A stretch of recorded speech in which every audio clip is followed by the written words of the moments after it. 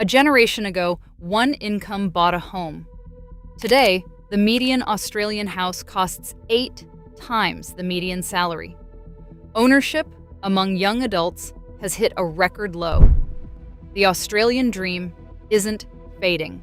It may already be gone. In August 1944, the Commonwealth Housing Commission declared decent housing to be a fundamental right for every citizen. This declaration launched the Commonwealth State Housing Agreement, sparking a historic state-backed construction drive. For the post-war generation, these policies turned homeownership from a luxury into a reliable reality. Between 1947 and 1961, the national homeownership rate climbed from 53.4% to 70.3%.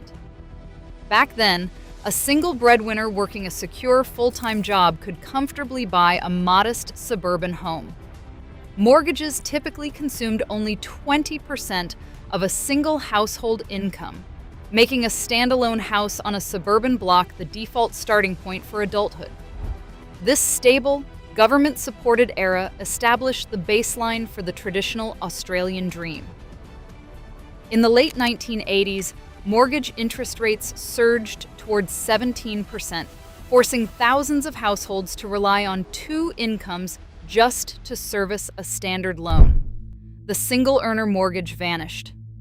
Soon after, tax incentives altered the property market entirely.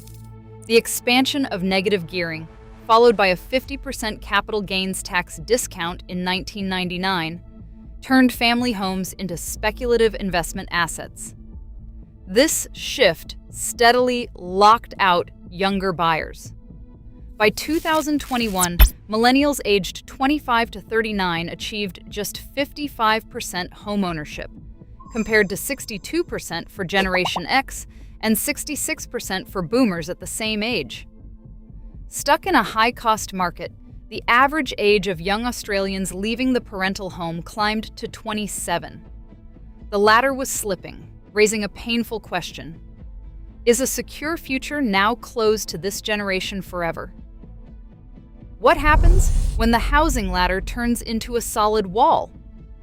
By 2024, the median Australian dwelling value reached $807,000, while the median household income sat at $101,000. This created a stark dwelling value to income ratio of 8.0, meaning a home costs 8 times what a typical family earns in a year. Saving a standard 20% deposit has become a structural impossibility, far outstripping what any household can accumulate through simple budgeting. Renting offers no escape. The private rental market now acts as a permanent holding pen rather than a stepping stone. Across 2024 and 2025, severe rental stress gripped 1.26 million low-income households. This constant financial squeeze forces adults in their late 20s and 30s to remain in crowded share houses or live with their parents, putting marriage and family plans on hold indefinitely. If the basic foundation of adulthood is locked behind an unaffordable barrier, is the Australian dream ending, or is it simply dead? Average weekly earnings rose from $60 in 1966 to $1,769 today, a 20-fold increase. But national house prices skyrocketed 300-fold over that exact same period. This widening gap means hard work no longer guarantees financial security. Graduates start their careers with an average help debt of over $30,000, actively stalling their ability to save a deposit. Meanwhile, the rise of casual contracts and gig work has replaced stable employment with unpredictable, volatile incomes. Even with multiple streams of revenue, workers without permanent contracts struggle to satisfy bank lending criteria. The connection between labor and progress has broken down. Today, assets, build wealth far faster than wages can grow, leaving a generation of dedicated workers doing everything expected of them, yet remaining locked out of basic economic stability. Maya holds an arts degree, $30,000 in student debt, and a part-time job that cannot secure a home loan.